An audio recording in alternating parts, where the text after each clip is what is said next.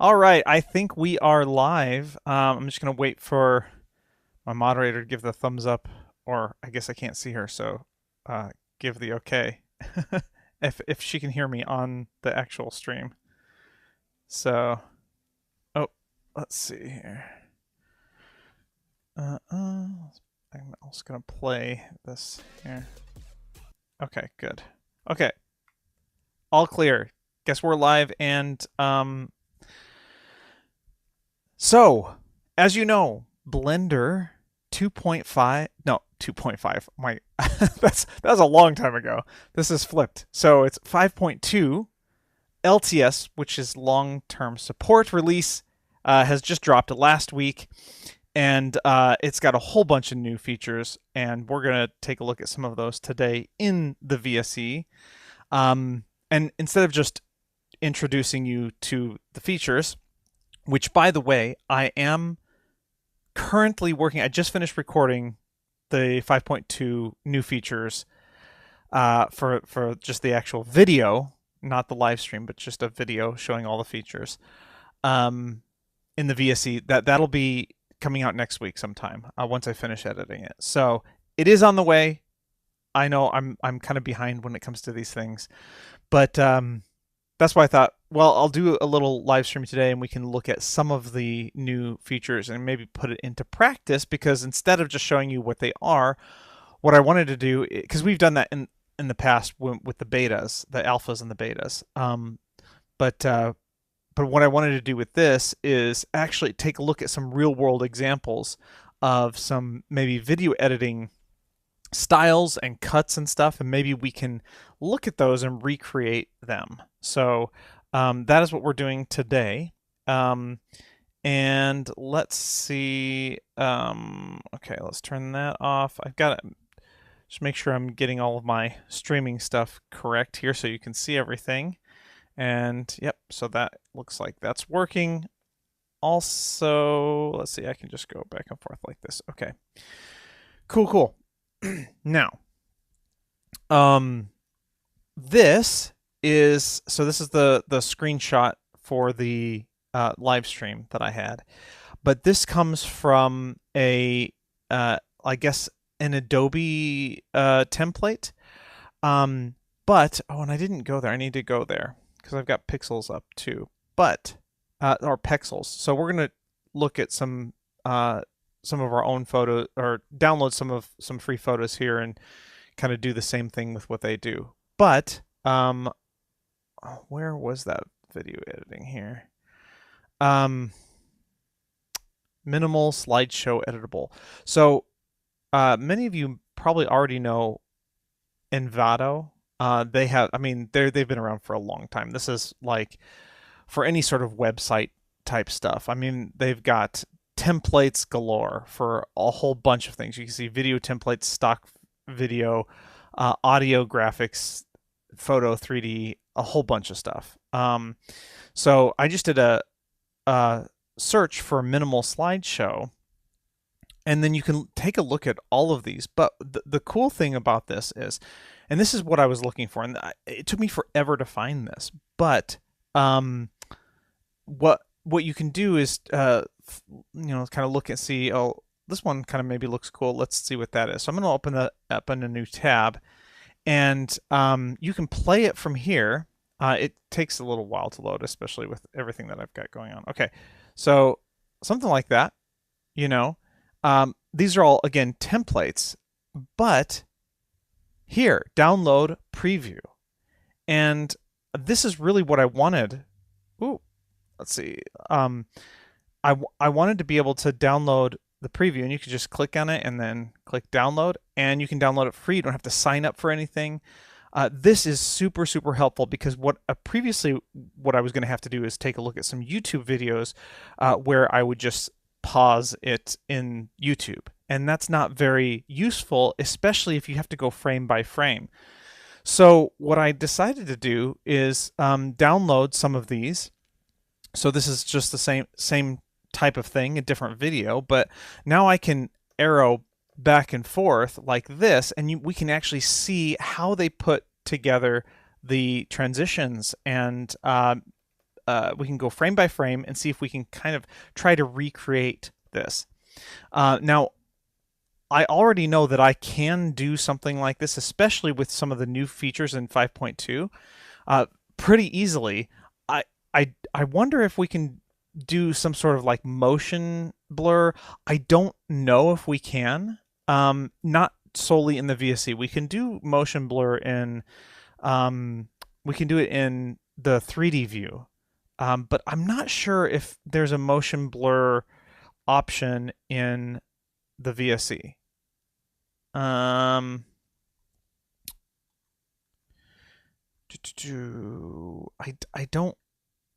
don't know.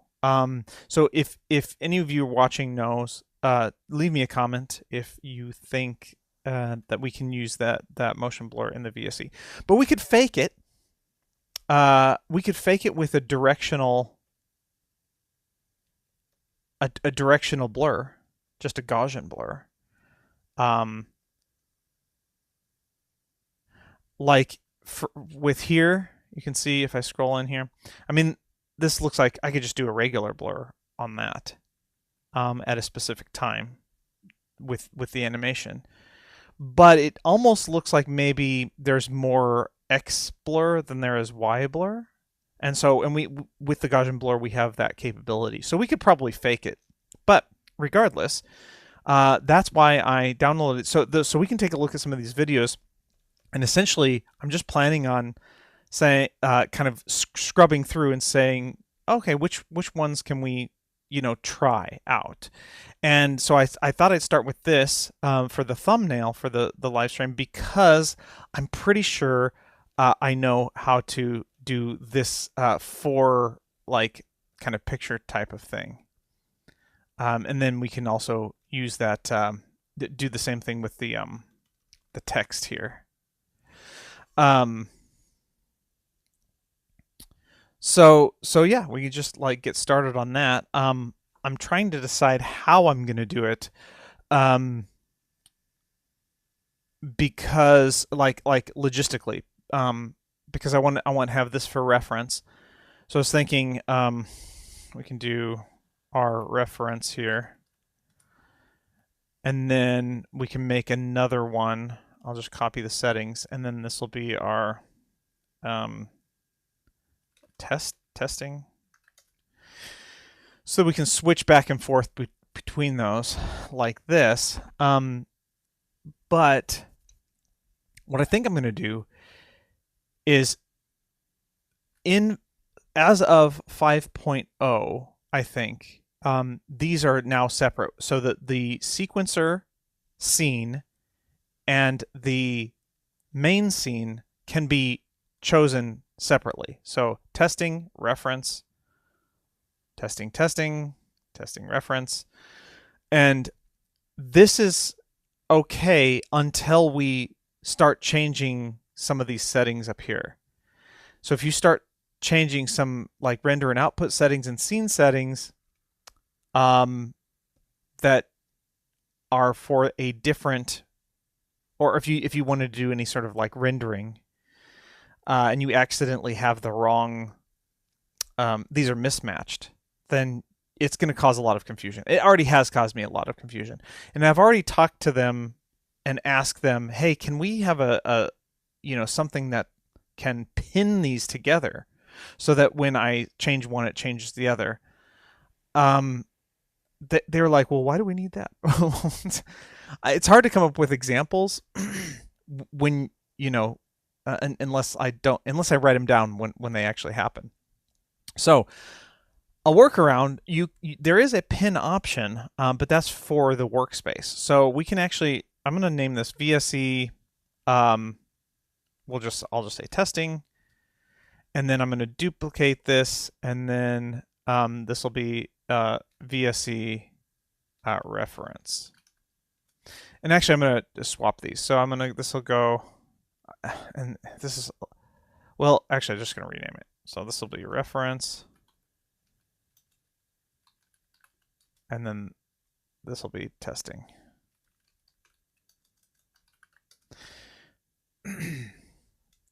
So essentially, the reason I'm doing this instead of down here is because then I can pin this. So I can pin the reference to the reference, and then I can pin, and then we can have that here like this.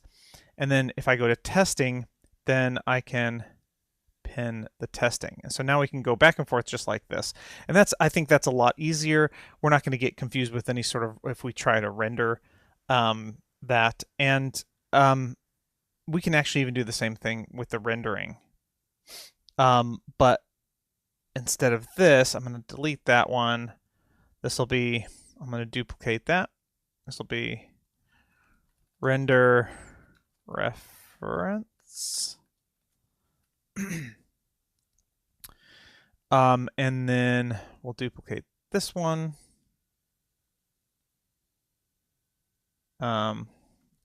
Render testing. Nope, I'm going to delete that one because I'll make my changes here. I like to have everything the same for the render as the sequencer and everything, and then just add an extra image editor here with the render result. So that if I press F12, then we see here we can match what we see in the preview to our render to make sure that it is correct. So we want to have that pinned there, and then I can duplicate this one, and then I'll say render testing, and then we'll pin testing to this one, and then this will be for testing. So that if I here we go, add in a color, we'll change the color to a blue color because I like blue. And then if I press F12 here, then that should be blue. And then if I go back to this, F12, we should see that. So that's going to clear up a lot of, I think, confusion. I'm going to save that. And we'll save this out as another iteration. Let's do the render. How do I want to do this? I think we'll do this reorder to back and then reorder to back. So we have both of the renderings back here like this, and then both of the editing up here like this. Okay, so I know that was probably a lot, but this is going to save us some time in the future. So, here's our reference, and this is what I want to create first. And so, by the way, this particular video is titled. Let me go ahead and turn on the name. This particular video is titled 4901757. So if we're on here and you want to look for that, you can look for that. But I don't actually know which one it is. But you can, if you want to follow along with what I'm doing, then you'll have to look for it here. And what is the? Let me see if I can see. I wonder if I can actually. Well, okay, actually, let's do this. Let's just choose one. Minimalist slideshow. I wonder if I can.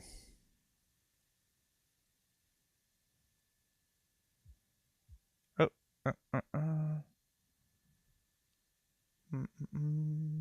I'll just see if I can replace this. Oh yeah, hey, look at this. Video previews. I wonder if I can just replace this with that one. Let me copy that and see if I can paste that here. I don't think this is going to work, but no, because it probably has its own, the full link. Can I paste it here and find it?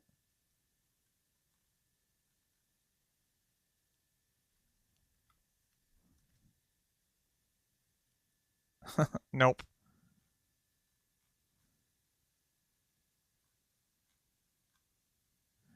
Nope. So sorry. I don't actually remember what this one is actually called. Slideshow. It may not even have been under minimalist slideshow because I did a couple of other ones too. I did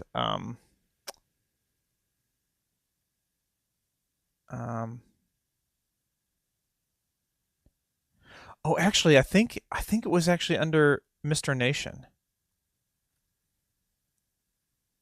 Yeah. So actually a lot of these that I did are under Mr. Nation. So we'll take a look at the podcast one. Um,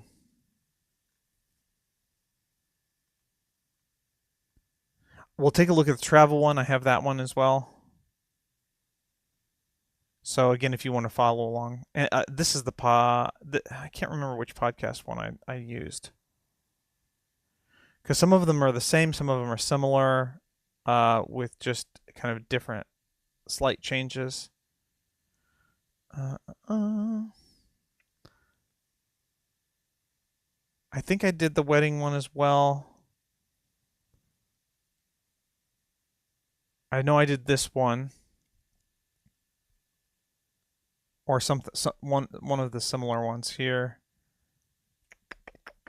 All right, let's look at the second page.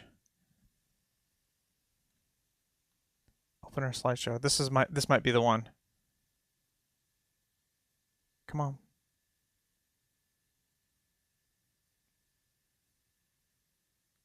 Let's go. There we go. Oh, no, I do have this one. Oh, I do have this one as well. But it's not the same one. I'm trying to find it.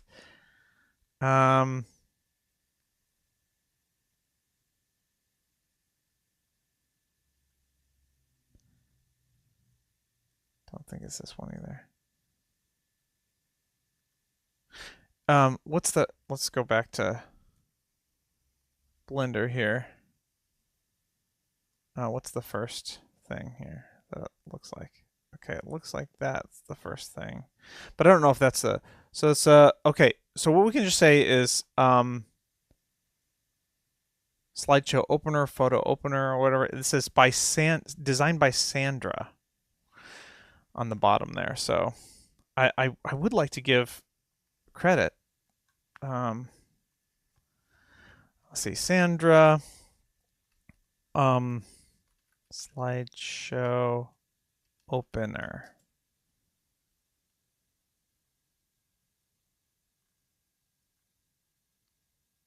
Video templates.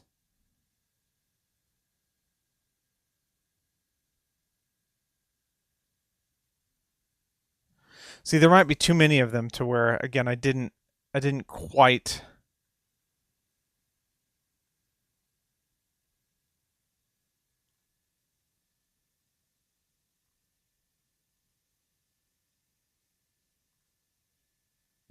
Yep, I do apologize. You're gonna have to find, you're gonna have to look, but it doesn't really matter all that much because what we have here is a lot of these types of things, like a lot of these animations, are kind of repeated in all of these other templates. So, like this type of effect here is very common with throughout. Anyway, same thing with like sliding in and out, these types of things. So if we can, I'll go ahead and just play it here. So I got this. This is what the whole thing looks like.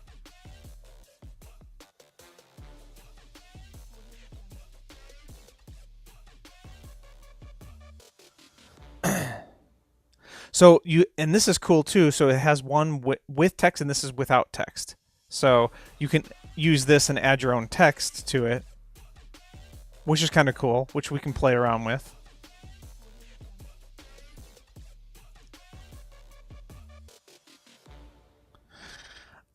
But anyway, so let's get started and I want to download a couple of, we'll just download 4 photos because we're just going to do this one right here first. So I'm going to go to here, just do, I don't know.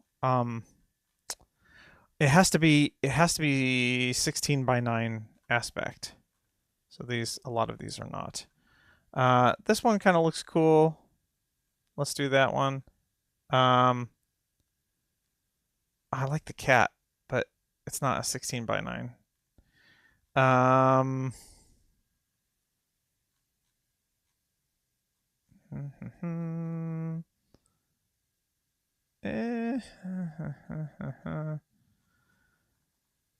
that one looks good.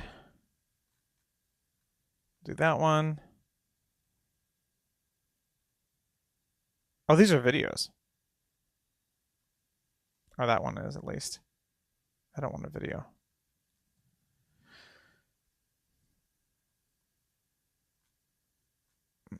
So we've got 2 photos. Okay, it says photos. Let's do this. Travel. So let's do. I don't want with like faces. Okay, that's fine.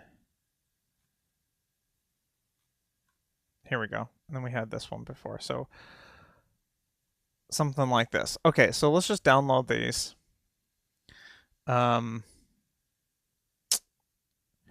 Free download.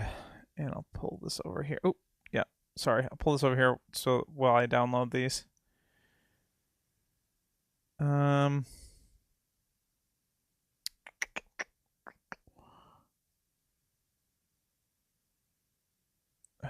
we're just going to put them in downloads because I don't want to do this for every single one of them. Download. Save.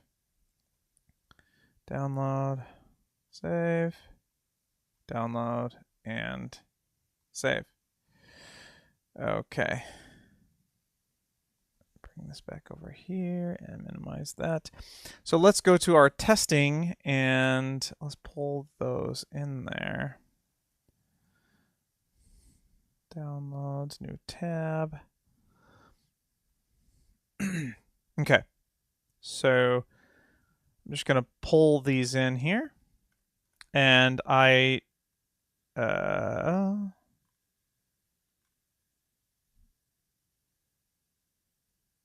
oh, I didn't select all of them. Why did I not select all of them?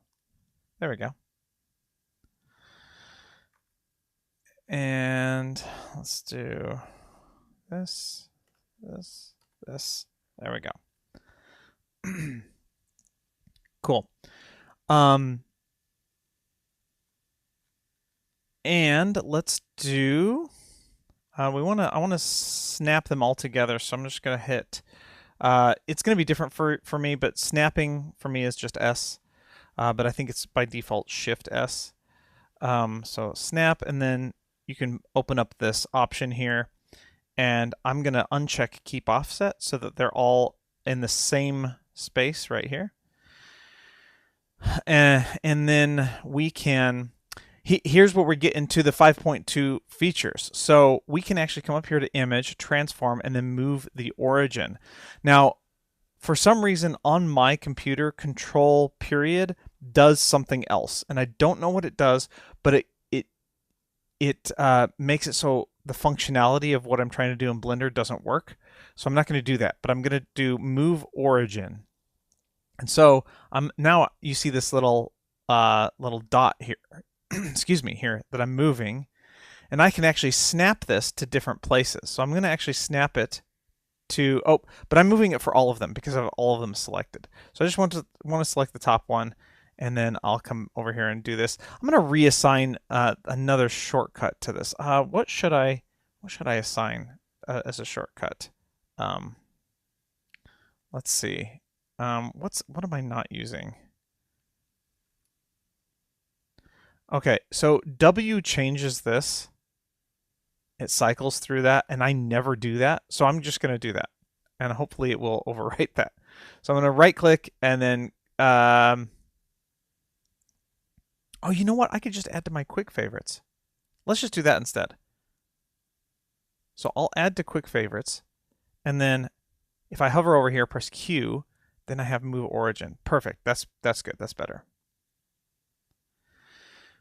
Okay, so then now the origin, if I press R, it rotates around that, or it scales around that. So I'm just going to go hide that one, and we're going to do the next one. So we'll put this one in this corner. So let's just do that. Move origin, snap it to that corner. Make sure snapping is on, and then you can choose what to snap to. I have everything. So we've got that. Let's hide that one. And then let's take this one and we'll put it up here like that. Snap there. Let's hide that. And then this one we'll do the top left corner like that. Okay. And then I'm going to add in a color. We'll just do a color for the base here. And I don't want it to be black. We'll do something like, I don't know, maybe like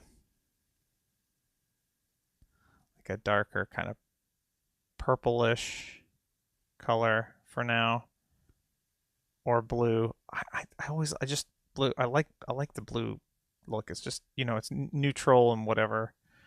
We'll just do it like that for now. And what I'm going to do now is use the color. So we got the color, which we have the origin still in the center. And now what we can do is just take the other ones one by one and then snap those. So you're snapping the origin to the origin, but this origin is on the corner, and then this origin is on the in the center. So we'll just do that with all of the other ones too. So hide that one, and this one was over here like this, snap, and then this one is over here like this, snap. And by the way, I have not done this yet. This is the first time doing this. So this is how intuitive all of this is. Okay, and so now we want the pivot point. We want to make sure it's on individual origins. And then we can select all of these and then scale them. Look at that. We can just scale them out like that. Of course, we don't want to do all of them the same, because if we come back over here to our reference, they're all coming in at different times. So we'll just try to copy this as much as we can. So we got this one going in faster. Actually, you know what it looks like? It looks like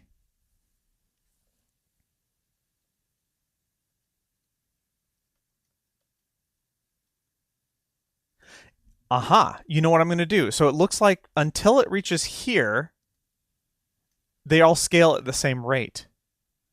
So what I'm going to do is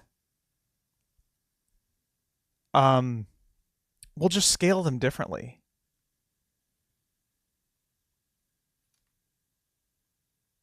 Let's see, what does that look like? So that's the smallest. Second smallest, third smallest. Okay.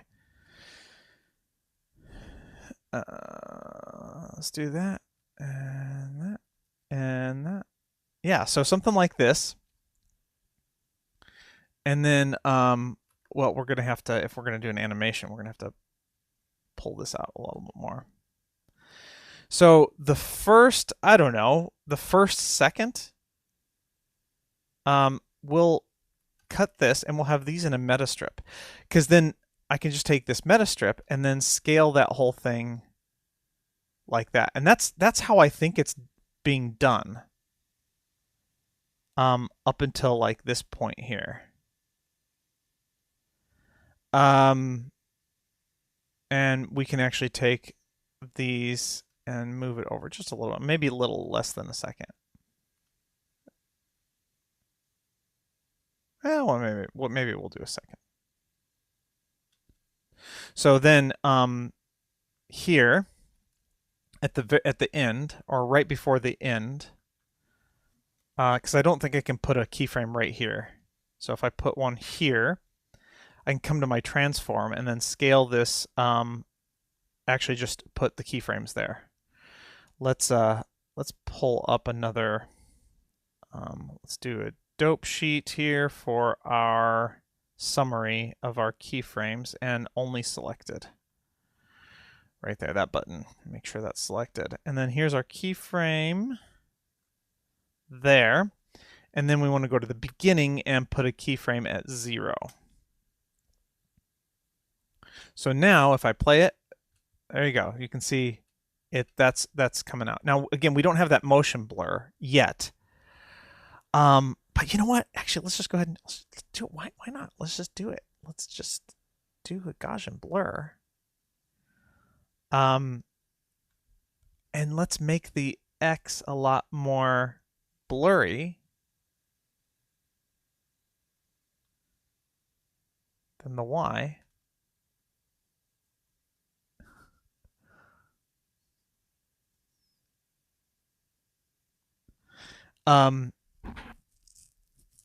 Okay.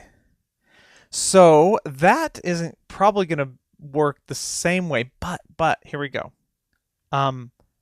Let's try. Well, before we can do that. That's the next step. I'm getting ahead of myself. So let's just do this, and then let's scale them individually from here. So the first one, well, let's just do. Where are they? Okay, I should probably also reorder these so that I can, so that it looks kind of similar. So like this would be 1, 2, and then let's just turn those around. There we go. So 1, 2, 3, 4. Okay, so then from here we have to make our keyframe for the scale like that, and then maybe so that's 1, maybe another second. So at 2 seconds here, we'll have this keyframe, and I'll go ahead and we'll go ahead and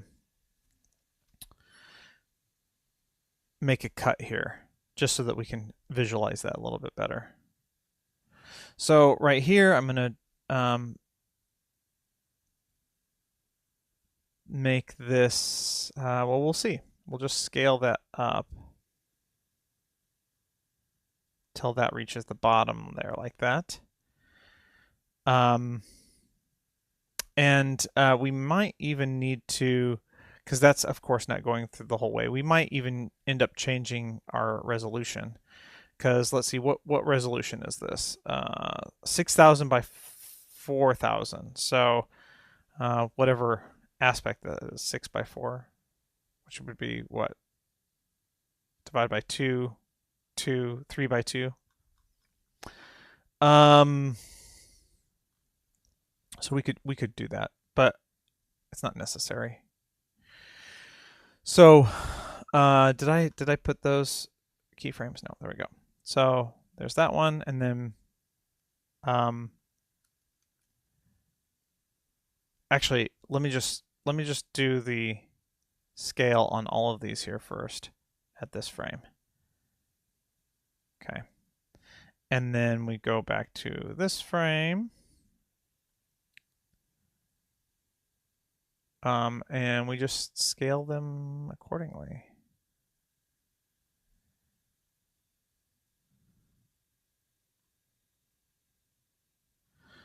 And then this one, scale. Boom, boom. And then this one, scale. Boom, boom. Okay, let's save it. And this is what we have. Okay. So that's not entirely what I'm looking for, because it stops here, of course.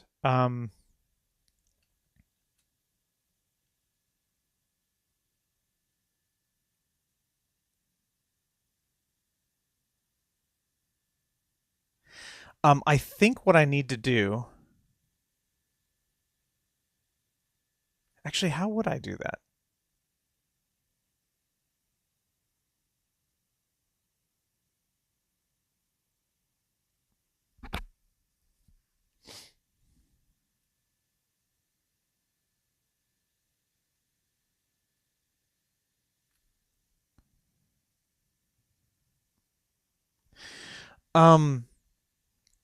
Maybe I can take these keyframes and move them.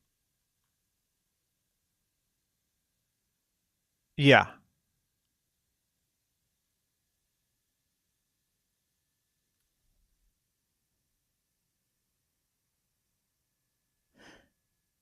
You know what I think I'm going to do instead? I think I'm going to do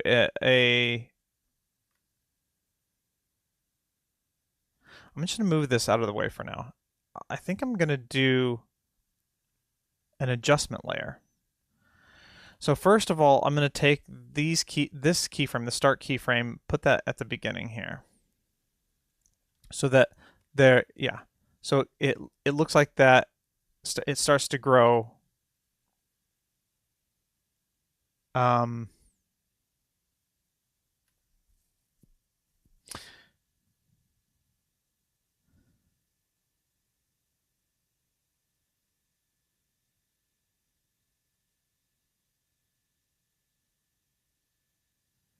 maybe not. Keep that there for now. I'm going to put an adjustment layer here. We're going to try it this way because I think what I want to do is have this being scaled and continually scaled until that starts.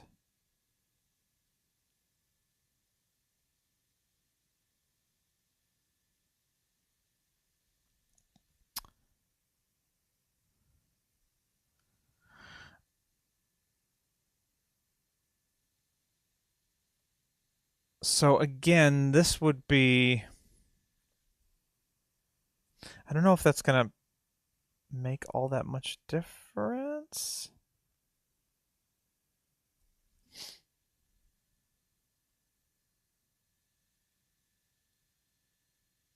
Because I know I do want to have the scale like this. There's probably going to have to be a crossover of actually scaling. We'll see. So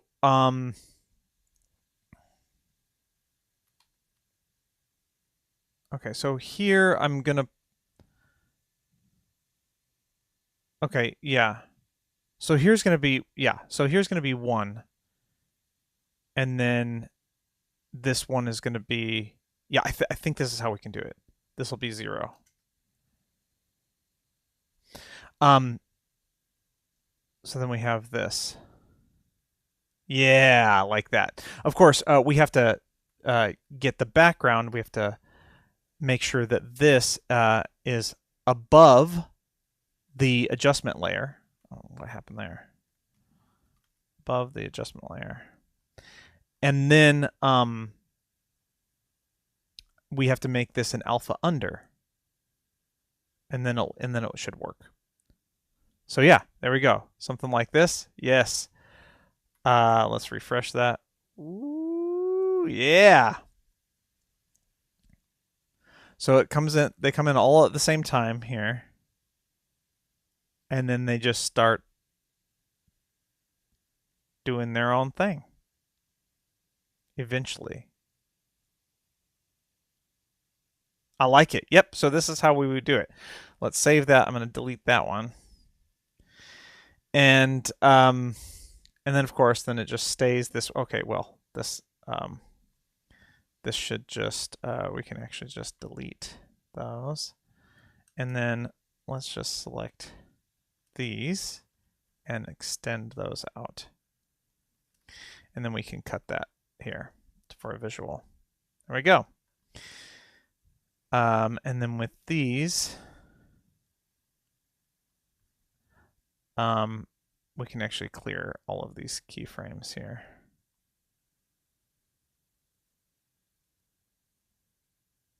I think I can copy those to, oh, nope.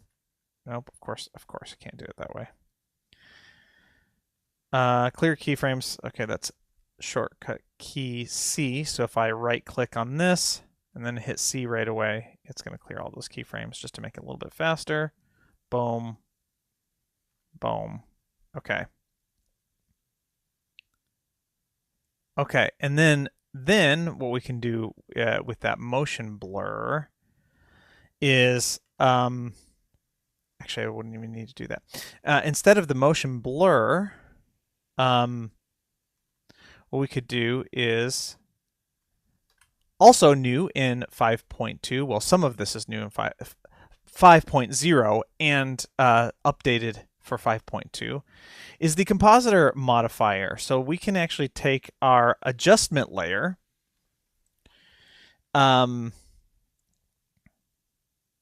yep, our adjustment layer is what we want, and then we want to add a modifier, and we want to choose compositor. This is our new compositor modifier. We can click new, and then we'll just say motion blur, and then we can name, this is something new here in 5.2. I'm going to just name this motion blur as well. And we can come here to the drop down, which is new, and then uncheck show node group. And then we can have this here. Okay, so I'm curious, do they have, oh wait, we have to select it down here, sequencer, and here we go. Here is our motion blur node group that will be, it's like geometry nodes. The group input is the input from the VSE, and then you can modify the VSE. Group output is back out into the VSE preview. So basically strip comes in, it's modified, group output back up here to the preview. And I want to see if motion blur, no, but we can still do a blur. Oh, actually, let's undo that. I just saw, if I did blur, you can see directional blur. That's what we want, which I could have just switched, I think, from the actual blur. Maybe not. Here we go. Directional blur. The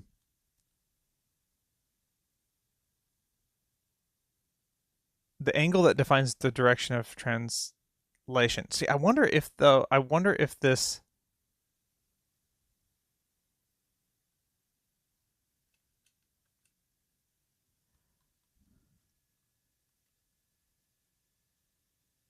oh, I don't have a,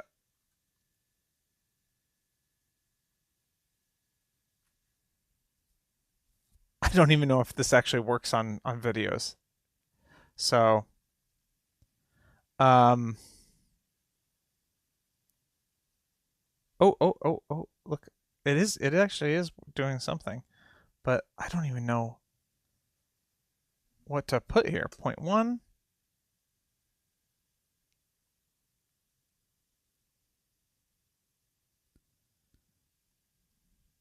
And that's chugging like crazy.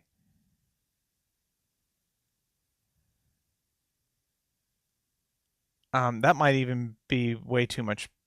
Let's do 0.001. Nope, that's too little. 0.01.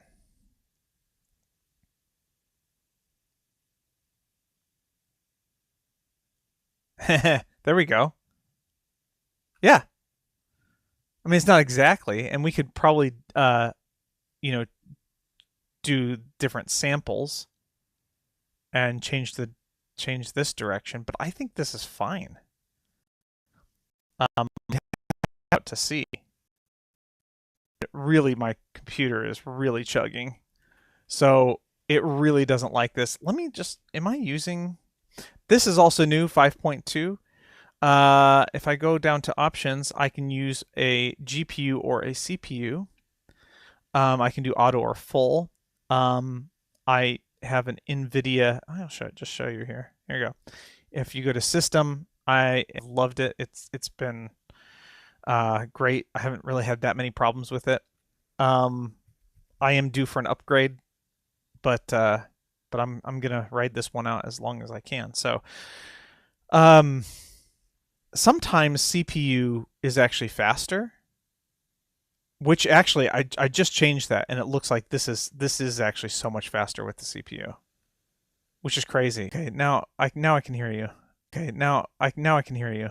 Um, yeah, so I just made Blender crash. Can you hear me? Moderator.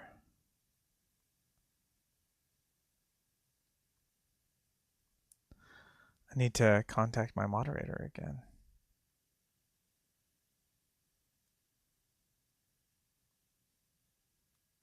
Hello, hello. Uh, is this still frozen? Looks like I'm still frozen. I think I'm still streaming though. Okay. Yeah, looks like I'm back, I guess, maybe. Yeah.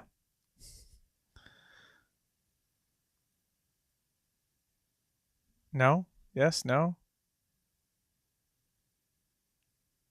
Oh, yeah, okay. Um, I don't know where my moderator went though. Sorry, technical difficulties, folks. We did. I don't want the calculator. We did, we're doing pretty good though with what we had. Um, okay, let's save that. Be careful. And foul play. Um, so I can't hear my moderator. So I hope maybe I can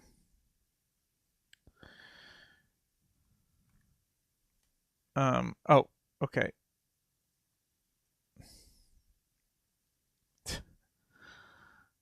Hello? Oh, now I can hear you. Yeah, everything just crashed. Obviously. Um okay. So let me go back to the reference. I want to make sure my sound is back. Okay, everything should be back to normal. Um but we're gonna I'm gonna disable this motion blur here. But we were able to do it. So we've got it. um all right. And we're almost at an hour, but I'm gonna keep going because I want to do some more of this testing here. So let's do something else. I'm gonna close this here. Let's look at a text. I want to do a text effect, and I don't know if it's in this one. That doesn't have text, so I'm gonna drag in another one here. Let's see, which one do I want to drag in? I think it might have been this one. Well, this one was pretty cool as well. Let's try this one.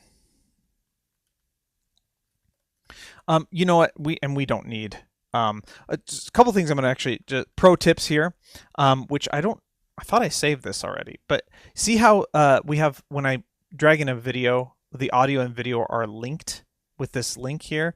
You can disconnect those here, connect strips or disconnect strips.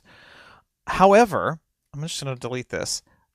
You can actually turn that off. I don't actually like that because it messes with the way that I edit, and it's not really all that useful to me. So if you go to your preferences, go to editing, and then scroll down to video sequencer, you can actually choose by default to not have those connected. So it says connect movie strips by default. I'm just going to disable that. Just save my preferences so that hopefully it will remember that. And then we'll just drag that in again. And now they're not connected. That means I can straight away select the audio and delete it. We don't actually need those audios right now because we just want to do the video effects from these. So let's see. Yes, okay. This is what I want to do. See this minimal text here? We can actually do something similar in Blender without too much issue. I think. It's not going to be exactly like this, but I'll show you how you can do like the outline with it being transparent and then fill it in. But we're gonna fill it in slightly differently. We're gonna do more of a let's see. Yeah, I'm gonna drag one more video in and see what this one has, because I think that there was one that had what I'm like this. Okay, kind of like this. Do they have the okay? Kind of like this. Along with the outline. So let's test that out. So let's go to our testing. If I do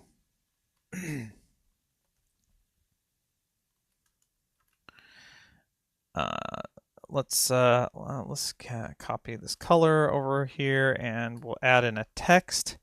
And by the way, let me just go over this because this is something that is kind of revolutionary in Blender. Not in other video editors probably, but in Blender, this is revolutionary for text. So previously, text only had one line.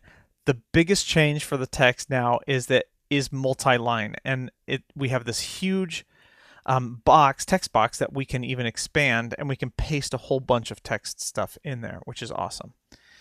I'm gonna first open some text here. Let's do I'm just gonna do this one, and then we can increase the size here like this. Okay, so the other thing, well, let me undo this. Pro tip: if you hover over one of these sliders, you can press backspace, and then it goes to its default, which this is a bad example because the default was 60, so I'm gonna put that up back up to 60. I'm gonna copy some text here. Let's go to Blender's release notes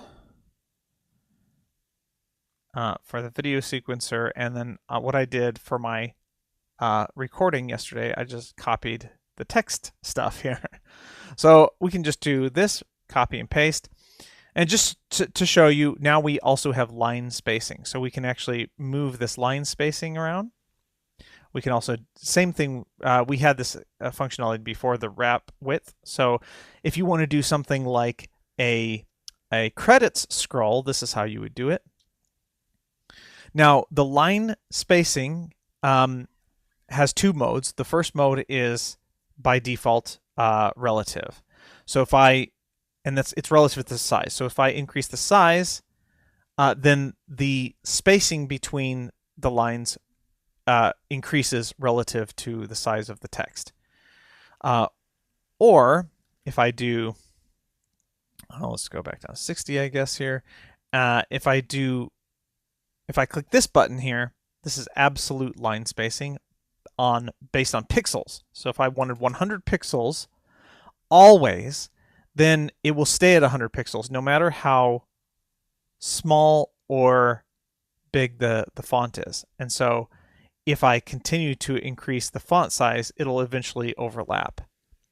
So this is a lot of flexibility for text stuff. And if you wanted to do the text scrolling, by the way, for like a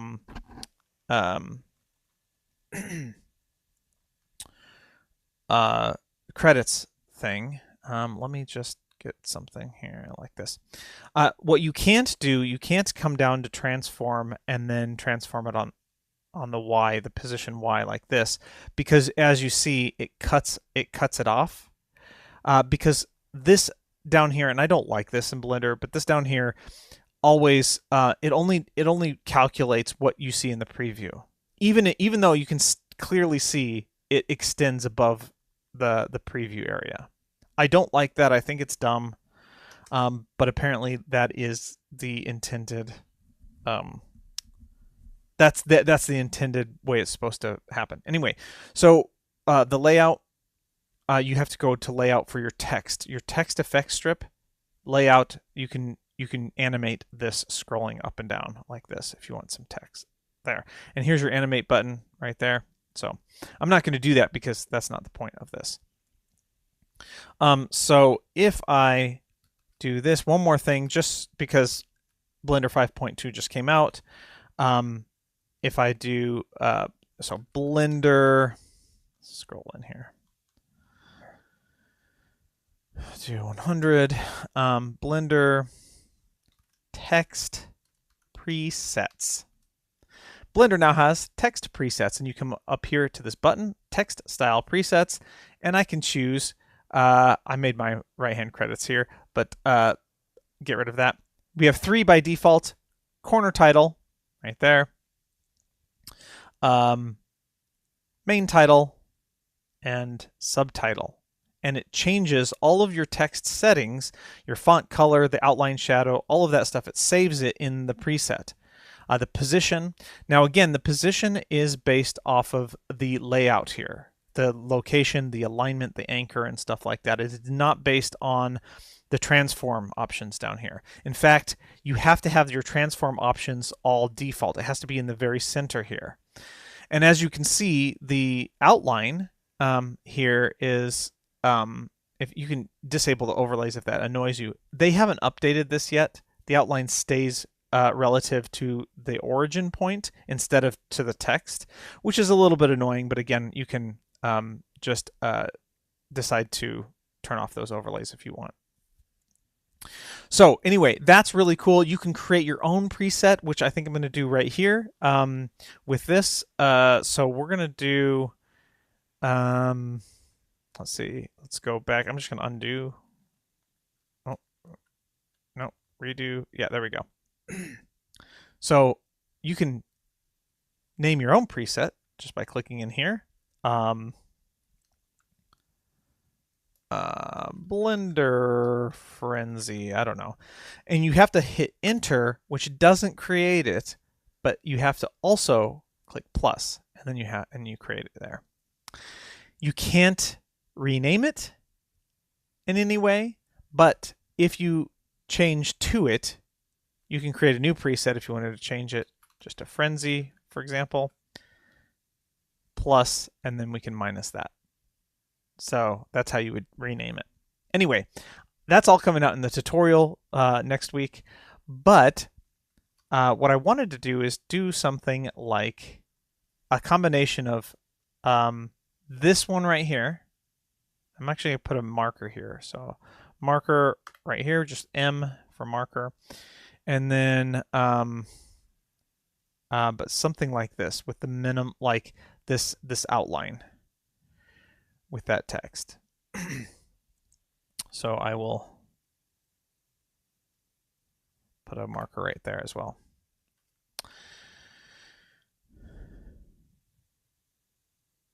Actually, I'm going to move the marker. We'll delete this one and move it right there. Okay, let's. I'm going to save a different iteration here.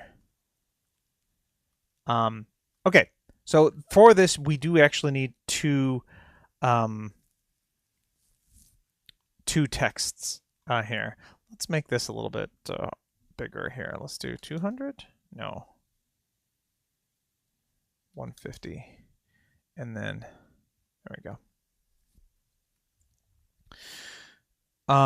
If you wanted to do just the outline, then what you could do is come up to outline and change the color to white, alpha all the way up. And then for the color, just change this to black and alpha all the way down. There we go. Now we have an outline, and this, it will show whatever beneath it. So if we have a picture beneath it or a color or whatever, it will show that beneath it.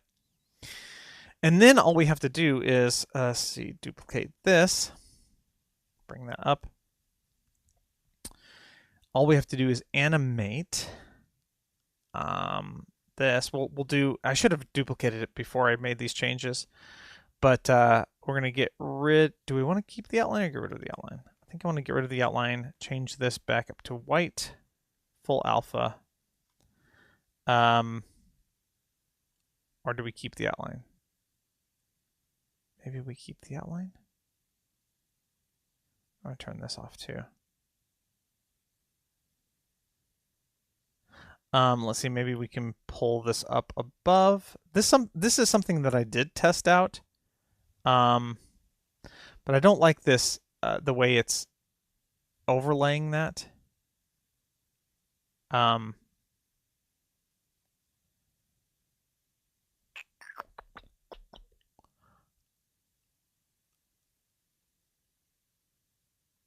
I wonder if it's maybe because if I turn that white, does that make a difference? It does not. Value all the way up. Well,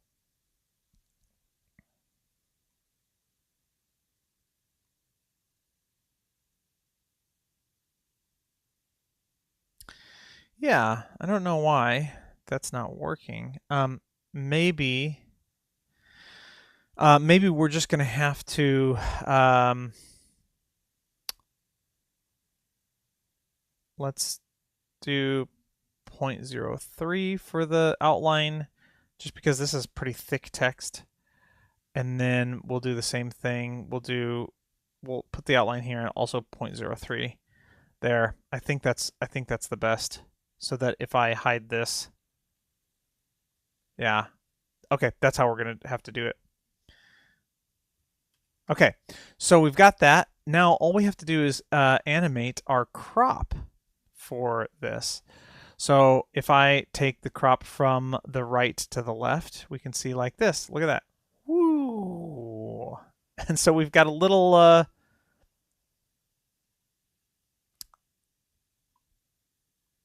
what do you call animation there. Now I don't think that there's any way to blur that. Well, there could be. Well, let's just try a blur. I don't know.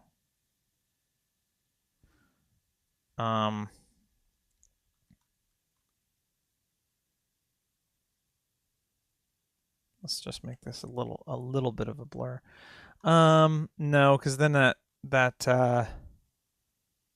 well, actually, but yes, hold on. If we put the outline on top,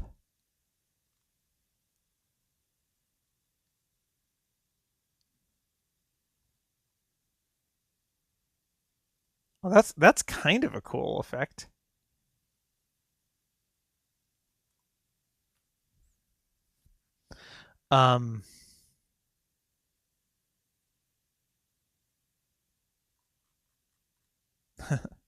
I was just wanting to blur the end here of the cropping. But we'd probably have to do it another way, so I don't like that. So let's just delete that.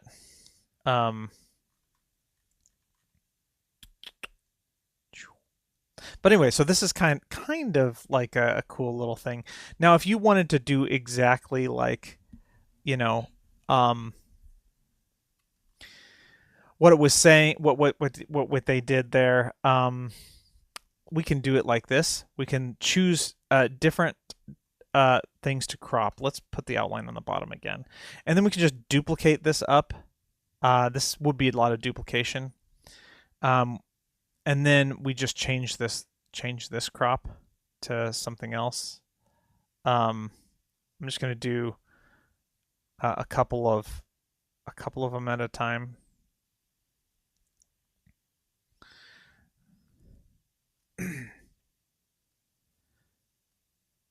Okay, so let's do 1, 2, 3, 4 more. So duplicate that one. This will be here, like this. Actually, you know, I'm not going to do all of it because you kind of get the point. So what we could do is animate the opacity for these. So we could have the text opacity here go in like that. So let's play that. Do. Yeah. So let's just do opacity 0. And then I'll have it at, extend this just a little bit more, and then I'll have it at 1 at the end here, not 10, 1.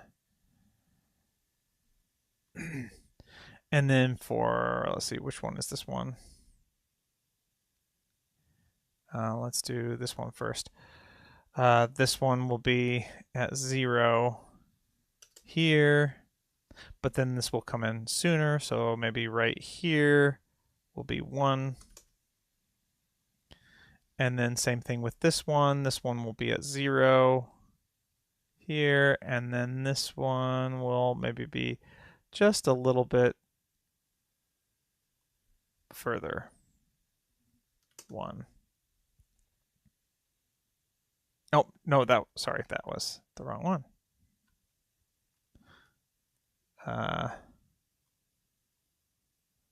This one. 0. And then I want it to be fully done maybe right here. There we go. So we have something like this now. Oh, and we have to put that back. There we go. So something like this. Yeah.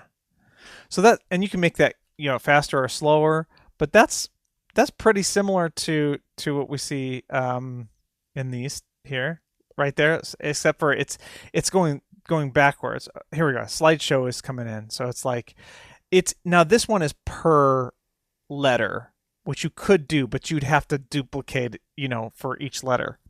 And that would be very tedious. So, but it can be done. Now what I would do really for text, this kind of fancy text, I wouldn't use the VSE. I would actually use geometry nodes for this. So that is what I would do. I need some water. Actually, I might want to take a break here real quick. How long have we been running?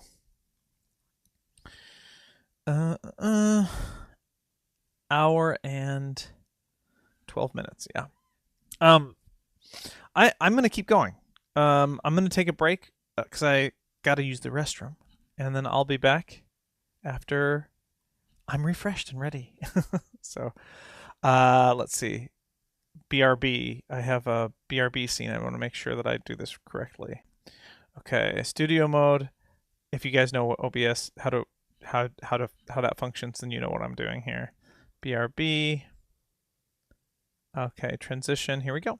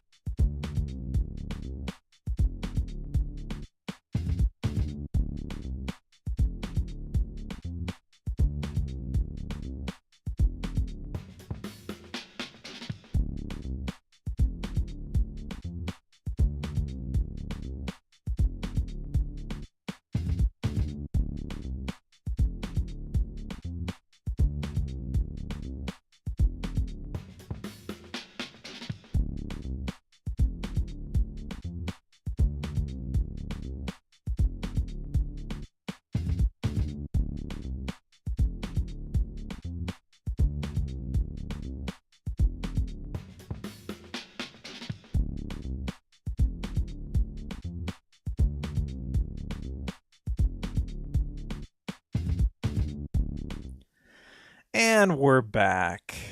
And I want to read some of this stuff that my moderator's saying.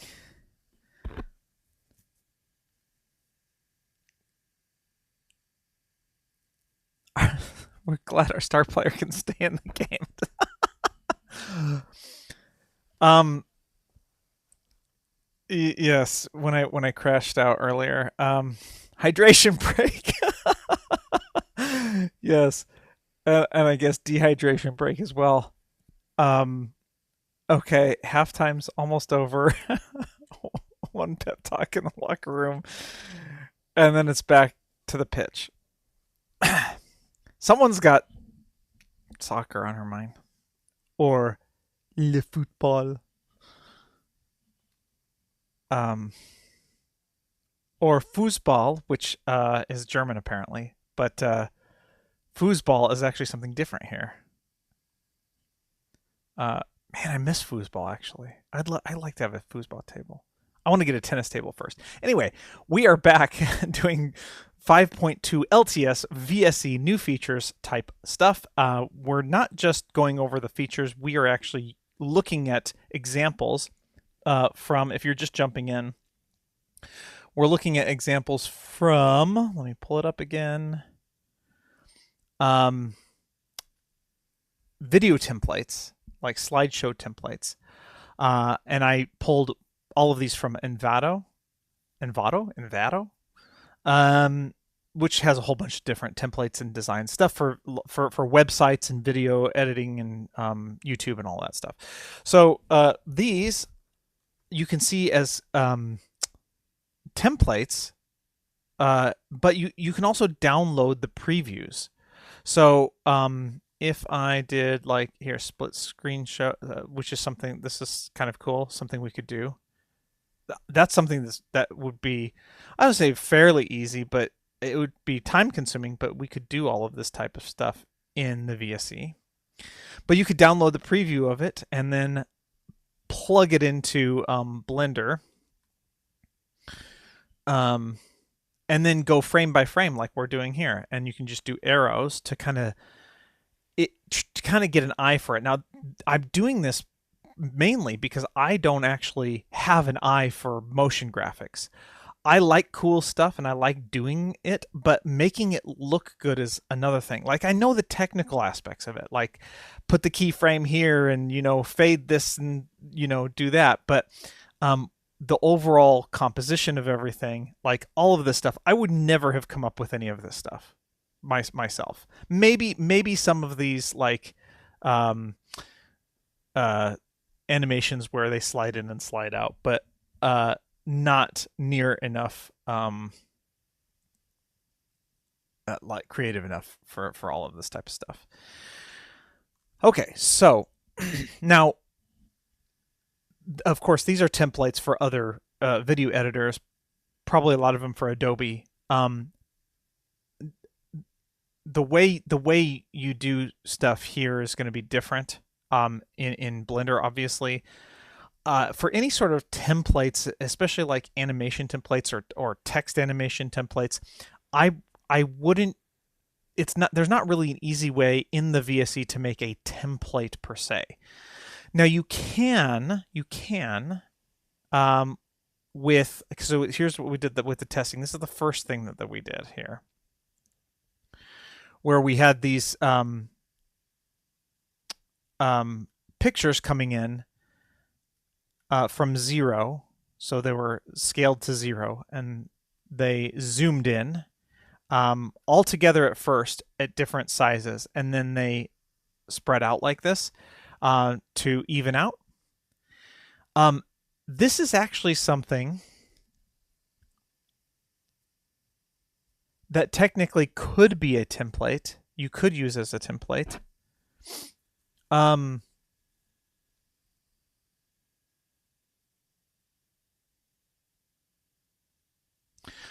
With at least with the adjustment layer. So adjustment layers can make templates because you can put the animation on the adjustment layer, and whatever you put under the adjustment layer will have that. The only difference is in order to swap these out for different pictures, we could, yeah, well, okay, let's do that. We could make this into, do a what am I trying to say? Justin, just say it. Metastrips. Metastrips are just like groups. But if I'm gonna just put, let's see. We'll do a metastrip on. I'm gonna have to probably do that all over again now.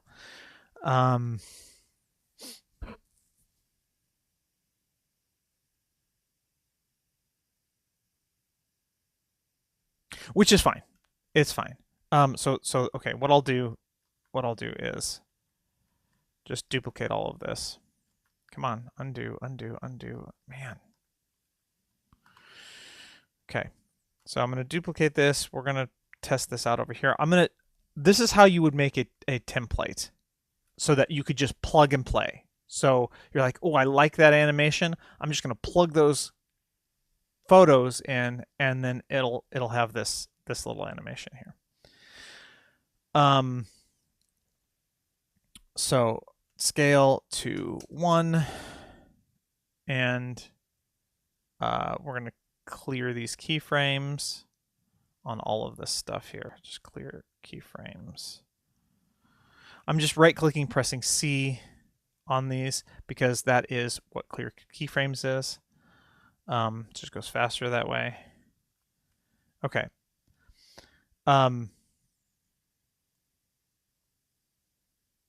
And actually, okay, now I can just scale this. Come on, scale it down. 1.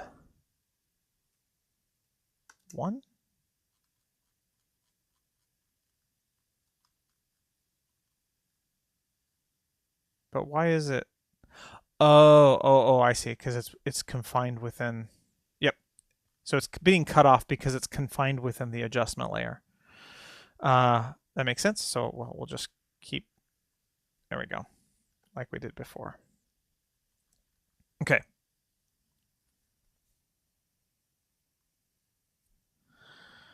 I'm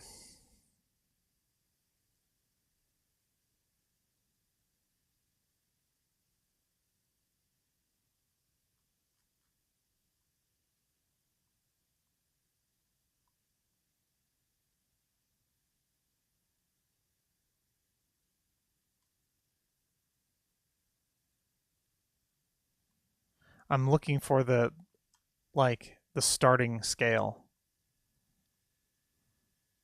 Okay, so these are all the starting scales for all of those. Because I'm going to put these all back to 1.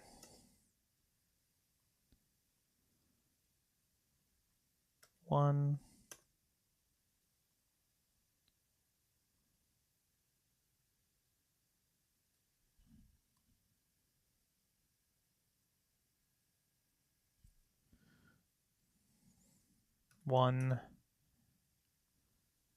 One. But in order for them not to be cut off, here, I'm just going to move this for now. In order for them to not be cut off by the main preview area, we have to scale them all together. I'm scaling them, by the way, individual origins. Go back and watch, if you're just jumping in, we changed the origin points to this very center, well, to the corners, and then put those corners in the center. So that's what we did. And then we're going to just scale these out. I'm going to scale these all to their end point. So like this, and then just scale this one just so that it matches. They all match their end point. And since they're all, I think, different sizes, that's going to be different for each picture. So this is a scale of 0.23. This is 0.29, 0.15. But that's good because this is the end point where we want to achieve after our animation is finished. So what we do, yes, so this is what we do. This is how we make the template. We put each of these in a meta strip. So select one of them, Control G. Select the other one, another one, Control G, and Control G. Now this is alpha over. I have no idea why. This looks like a bug, like almost immediately, because this is supposed to be alpha over, and it's not showing down through, which is a big problem. That's actually really annoying. Let me just confirm that that's what's happening. Yeah, look at that. So replace. Oh. Okay, well, they've replace and alpha over with each other. Oh wait, no, that was the wrong one. Alpha over. Okay, no, sorry. Replace alpha over. Okay, that's interesting. I did kind of maybe a happy accident. Alpha under. No, replace. That's really weird. I would never have guessed that if I hadn't made that accidentally right now. That's a really weird kind of hack. But I don't know if that's going to work with the rest of them. Like if I put this on replace as well, then that's going to be like that. So I can't have all of them on replace.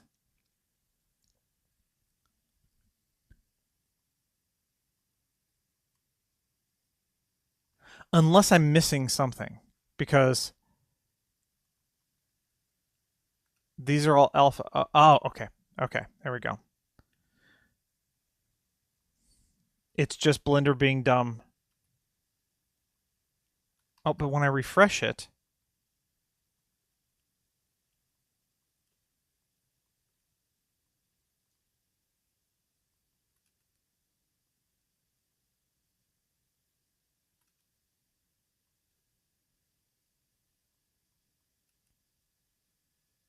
see, it's like it wants to do it.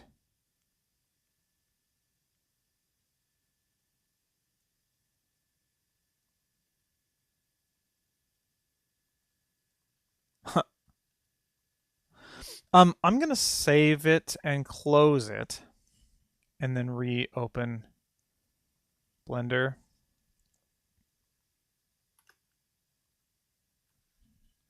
No, that's not right. Oh, this is replaced. Dang it. Alpha over. They all need to be alpha overs.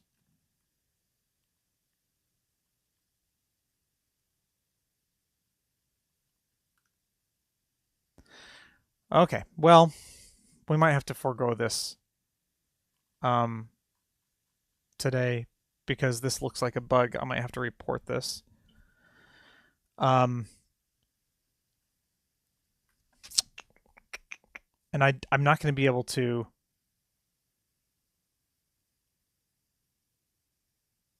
Well, I might be able to open it with 5.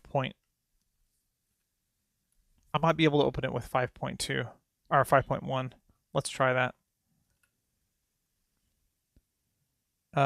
5. Well, I can do maybe the 5.2 candidate.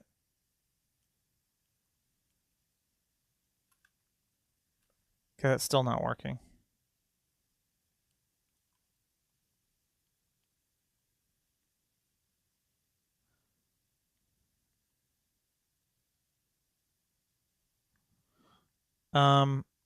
What about 5.1?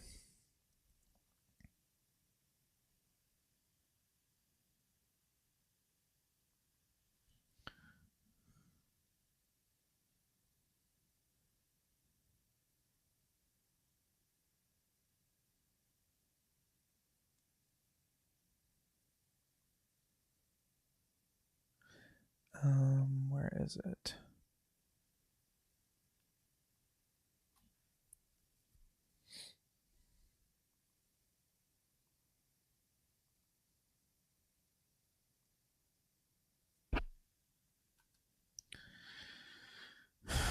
See, yes. Look, this is how this is supposed to be. Because it's supposed to be all transparent. So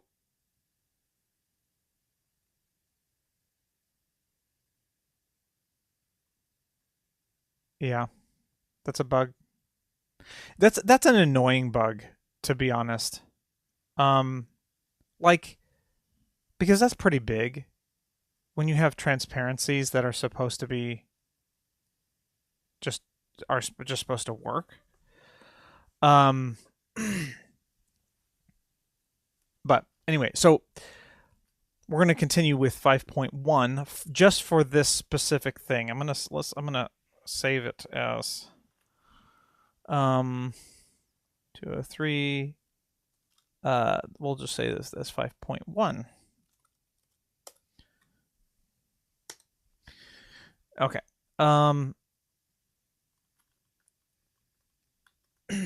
And now we take the meta strips themselves, and we this is where we create the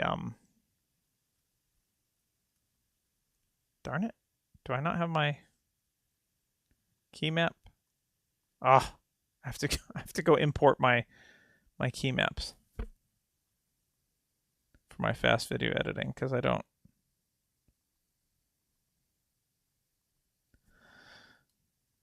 Okay, fast cut there. I'm so used to my own hotkeys for video editing. Okay, so yes, so we're scale that down, but we're scaling the meta strip, not the actual image. If I tab into the meta strip, the image is in the place that it should be. So here, what we could do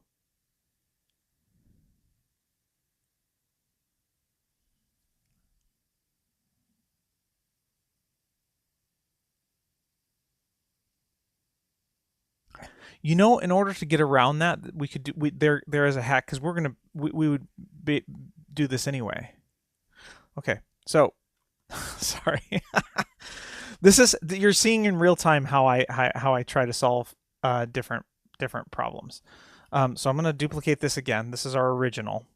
So this is what we have here, like this. Let's turn the overlays off. Whoop. Really, essentially, what we could do is just replace these, the pictures themselves. So if I download some more, let's go download a couple more from Pexels.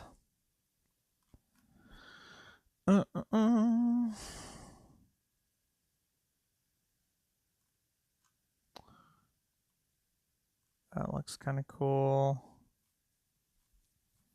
Like a lot of this stuff is cool, but it's just not the right aspect ratio.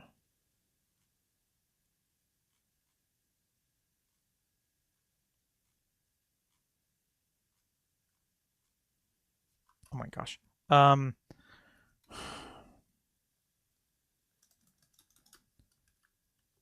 Nature. Can I? Filters. Okay, here we go. Horizontal. There we go. Aha, here we go. Yes. Okay, that's a good one. Let's open that. Open that. Okay.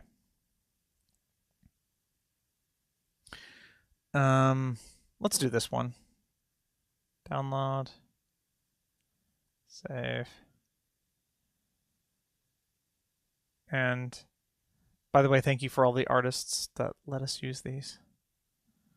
Download. I'm not going to do all of them, just a couple of them. Well, maybe I will do all of them. Hold on. Yeah. Save. Oh, I already have that one. I think. Yeah. And I didn't do that one. Let's do. Ooh, that one looks cool. Download. save. Okay. So you could take this as a template and just change the data files here for the image strip. And in fact, what I could probably do is just copy this whole thing. Copy. Since it's in the same folder, it's in the Frenzy Downloads folder, I can just paste this as a different one. Boom. And it is different. But it's moved it. But then that's easy enough because we still have our origin point at the corner here. So we can just grab and boom, look at that. We'd have to scale it up a little bit more to kind of match. So it would be something like that. And then I probably also would want to crop it. So there'd be some adjusting that you'd have to do in any case. So crop the top, crop top. And then yeah, so we could do something like that. And then same thing with this. Let's just change the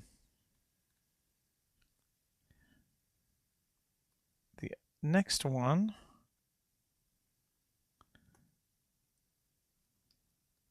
Copy. And we scroll all the way down. That's this one up here. So we paste that, enter, grab, snap, scale. So it isn't quite plug and play, but it's good enough. And there we go. We have the same type of animation. And I'm just now realizing that because the animations are on these pictures, it's going to mess up our scale because it's going to decide to do that. So we can't actually do it like that. We do have to use these.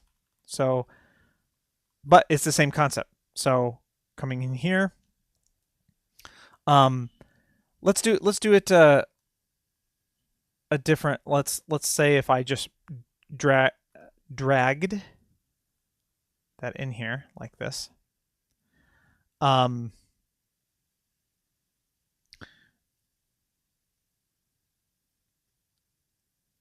Can I move the origin? Yep.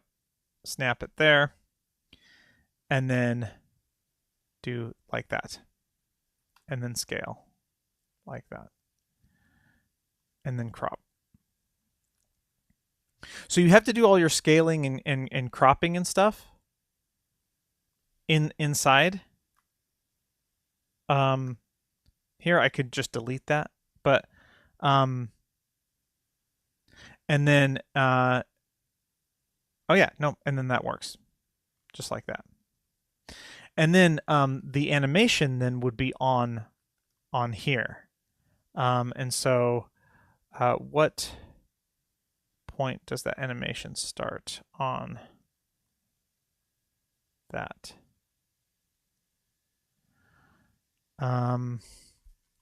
So since I have this strip selected, I can come down here to playhead offset.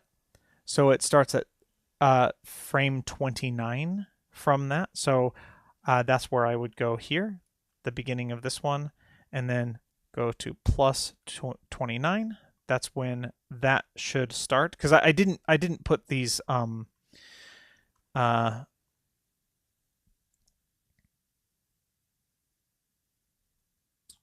do you say? I didn't put these animation keyframes on here yet. So I'm just going to copy that one, that size, because that's this one, right? That's the top. What's this one? Yeah, that's the top. Okay, so I want to copy this one and put it on the top here. I forgot to let me go ahead and make a so plus 29. Let me make a marker there so I know where to put that keyframe on each of these. So I'm going to paste that here as the size. And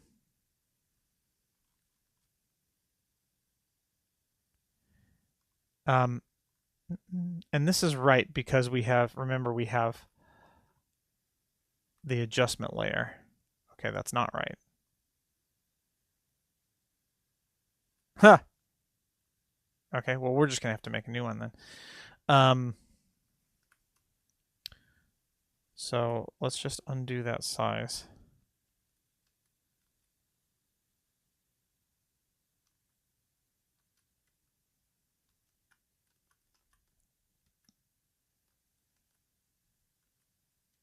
Okay, so we're just going to have to adjust it here. It's going to be a different size. I don't know why. But anyway, that will be the size on this frame. And then same thing here. We can, let's just make sure.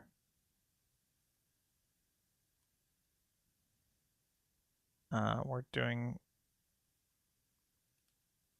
these kind of in order there like that. So the second one, third one, and fourth one.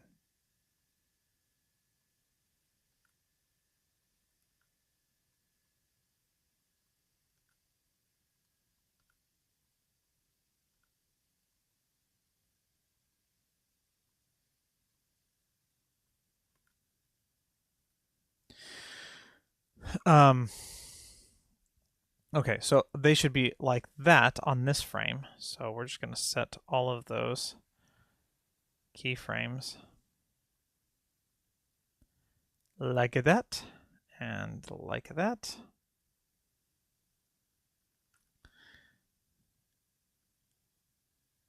And then at the end, one frame over from the end, we're going to scale each of these out like we did before.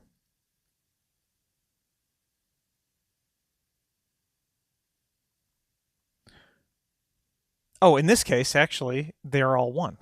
So that actually makes it a lot easier for us because we already adjusted the photos. So one on all of these.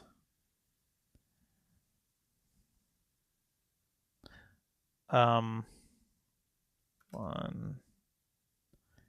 and one. Boom. Okay. So they don't start on their own until there. But then we add our adjustment layer in like this. Just like that. Perfect. Okay. Yes, there we go. And then, of course, put this up as an alpha under. And that needs to be your base. So anything under that is going to have to be an alpha under, but over on top of the adjustment layer. Because if you don't do it that way, anything under the adjustment layer is affected by the scale. So that means it would scale along with everything else. And we don't want that, so we have to have it on top. Like that. So there, this would be our video editing template where you could essentially plug and play with a little bit of adjustment these different pictures. So we did the first one already. So the second one, we just add in the picture, just drag, let's see, I'll drag this one like that. And we can move, oh, I don't have any in here. Let's put this on our quick favorites here. We can move that origin, boom, to that, and then click and drag. This needs to be tweaked, so I can just click and drag, and then snap that there, scale that down, just like that. But I have to, if I want to do exactly the same, I have to do it over this one, like that. So this is probably how I would do it. And then once that's done, actually, let's turn off the overlay so we can get that exact. turn the overlay back on so that we can do our top crop, our crop top, like that. Cool, cool, cool. And then we can just delete that one. And now that should work straight away.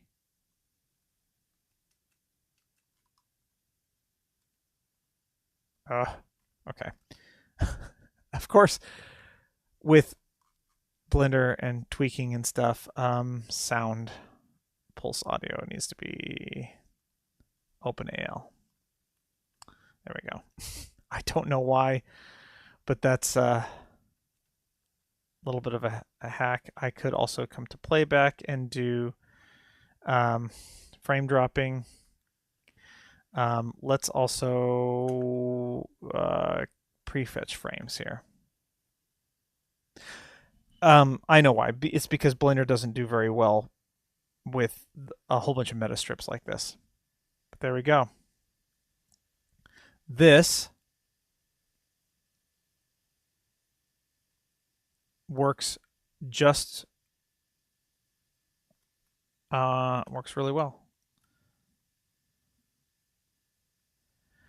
And so with minimal effort, essentially, you just have to take the photo and match it to the photo in here, but you don't have to recreate the entire animation. That's the whole point of the template. The template has the animation on there, and you just want to swap out the picture. So this is the way that I would do that. Kind of focusing on that in real time, I guess. Okay. I'm gonna probably start wrapping up here, but this wasn't even what I wanted to attempt. I wanted to do something else. We'll do one more thing and then we can wrap it up because I know my moderator's tired. Even though we have not very many, nobody commenting today. So, but I also only announced my live stream an hour before it started, so I don't blame people. Okay. I know that's. Oh, uh-oh. Not again.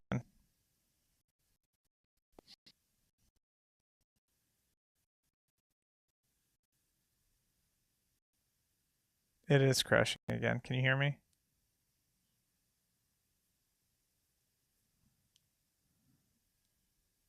Yeah.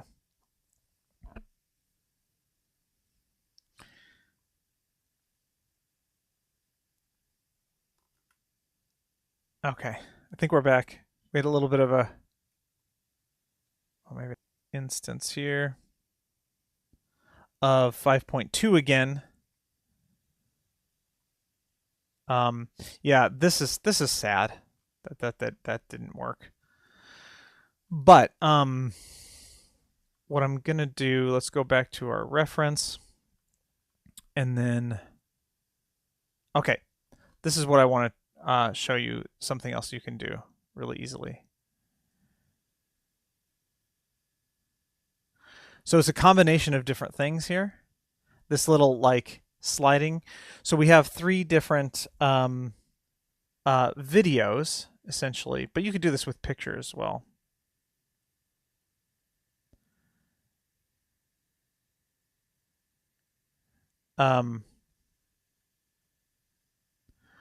So we'll just use the pictures that we have in our testing here.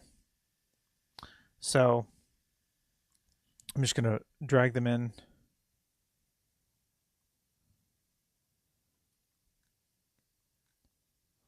We'll use the new ones that we got. Do. Actually, we only need 3, right? Let's do these 3.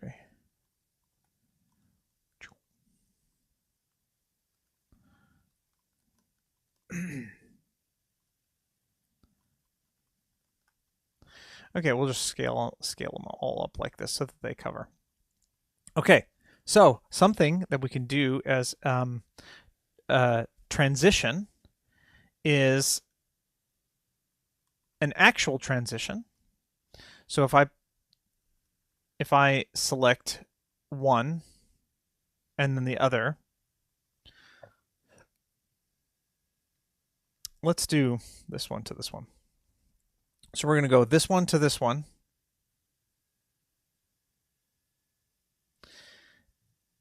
Actually, let's go this one to this one. This is more of a stark contrast. Select this one, shift select this one, shift A to add in a transition, a wipe. And so now we have this wipe that goes down just like that. But we can change this wipe to be a little bit more interesting. So we have single, we could do double like this, which is really cool.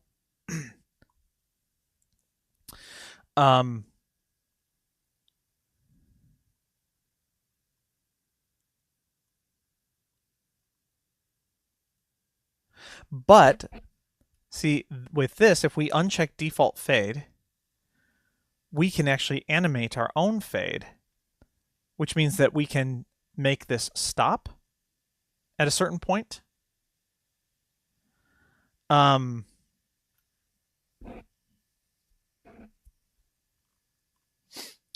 If we extend it, we can do a keyframe. I'm guessing here. Let's do it at 0. And then we can, I don't know, stop it maybe right here.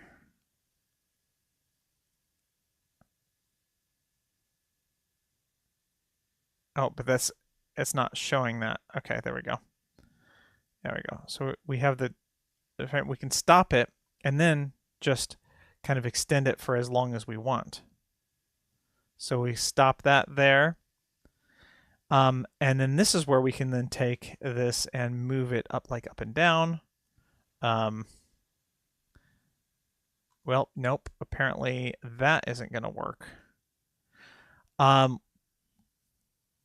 We will be able to do it in the next the next iteration, or the updated version, the Justin version.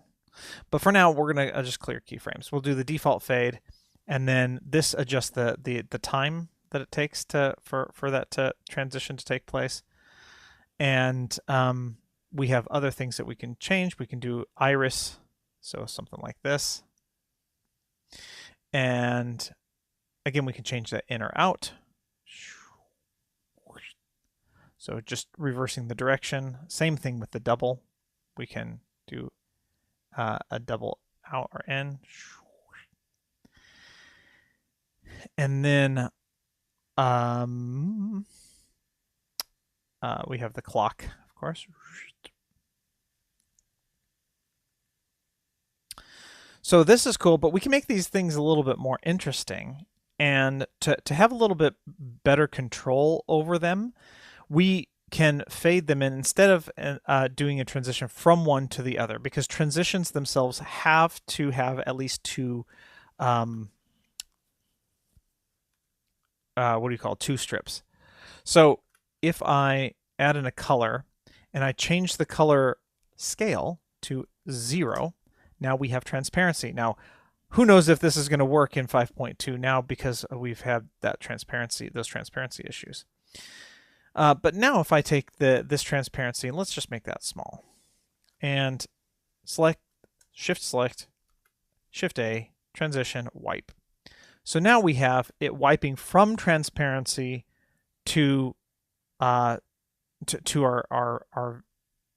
thing. And actually, hold on, I don't want that. I want it on this one. So same thing, transition, wipe. There we go. But if I put this on top, theoretically, yes, it should do this. Okay, so this transparency is working. Cool. Just like that. But the reason why I'm doing it this way is because now we can have a little bit more freedom to move this around. So I can move this around like this without actually moving the bottom one. And why does that matter? So, for example, if I do a clock, well, this is kind of boring, but if I, let's see, turn it the other way, okay, we want to sweep it in. But if I just want to move it up to the top, there we go. Now we have something that's sweeping in from the top. And of course, I am going to have to scale that. So this is not necessarily the best example for that, but I don't even know. Yeah, because then it's going to just be like that. So let's undo that. I wonder if I...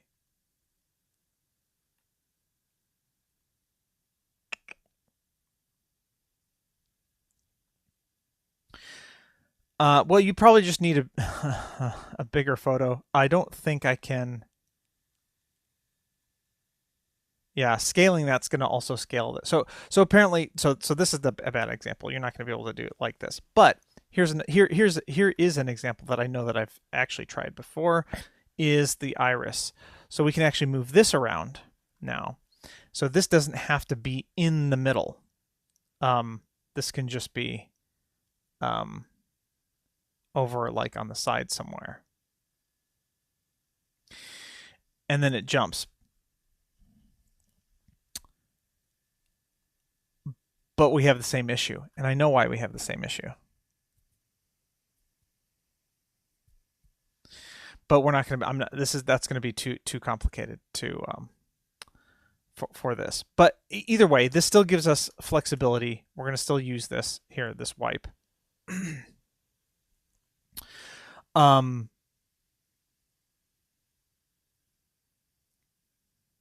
If we do a double, like we did before.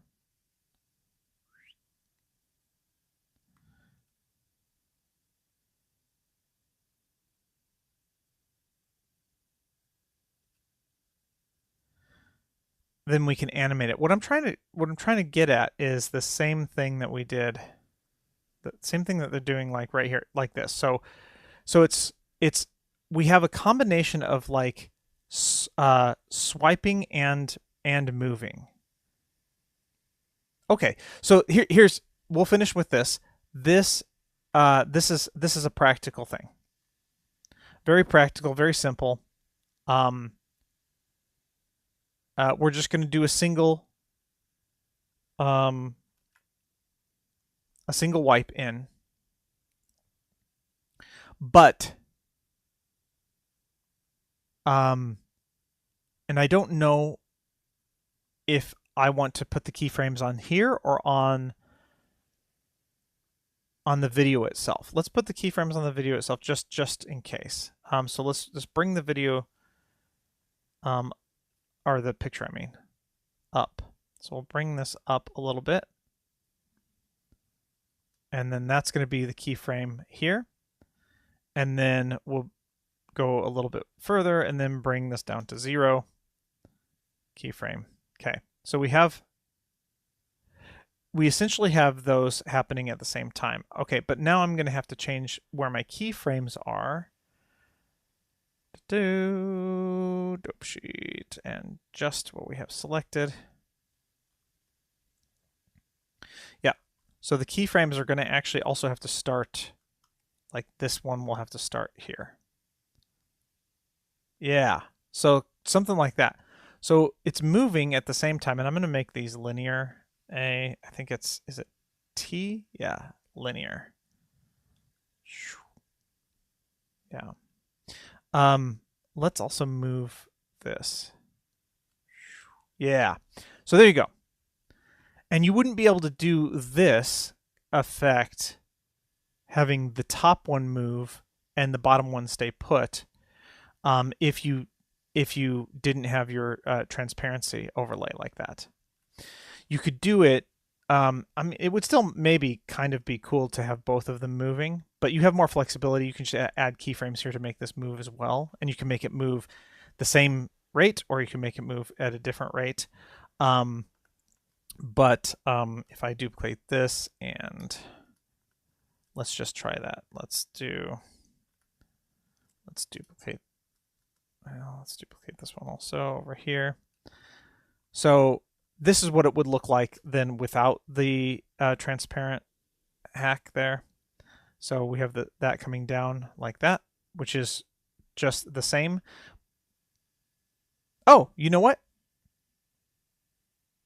That does work.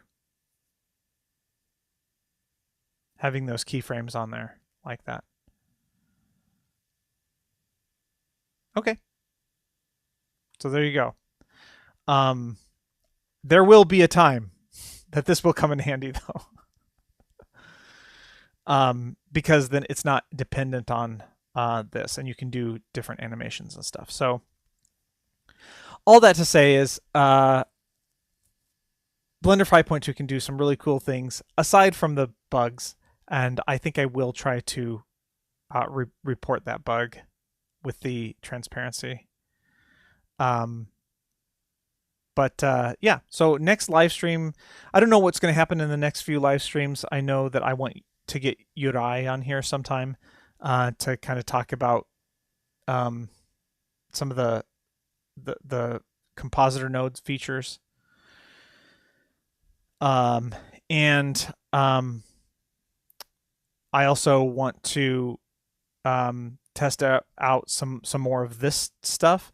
And the reason is because I'm currently in the process of making a 5.2 LTS video editing series. So kind of beginner video editing series to make something like this. But what I'm trying to do is analyze what they have and make my own, so that I can, do all of the distributing of the images and the stuff, so that people can download and do exactly what what I'm doing very easily. What's that? Oh, comment. right when I'm wrapping up here. Hi Justin, this is from Film Homage. Homage.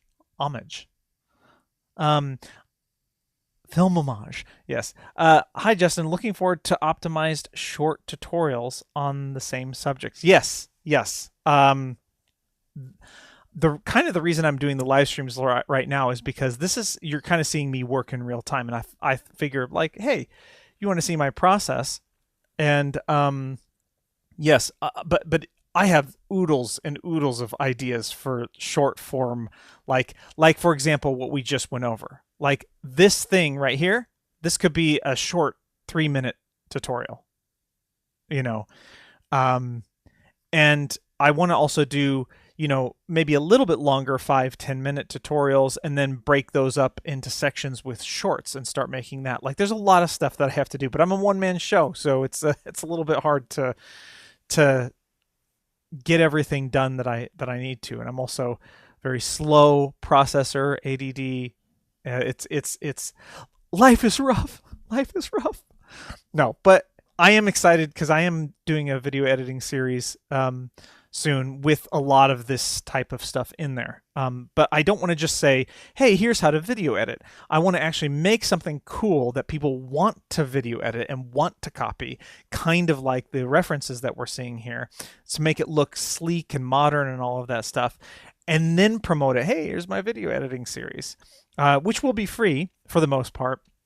But then I will have paid stuff in my memberships to where they can have access to more tutorials and downloads and things like that. So having said that, I think we need to wrap it up here. This is, I think, the longest stream that I've done so far. So thank you for joining. If you did join today, thanks. If you didn't, but join in the future, welcome. And I hope you got some use out of this. And yeah, so stay tuned for the new features that are dropping next week.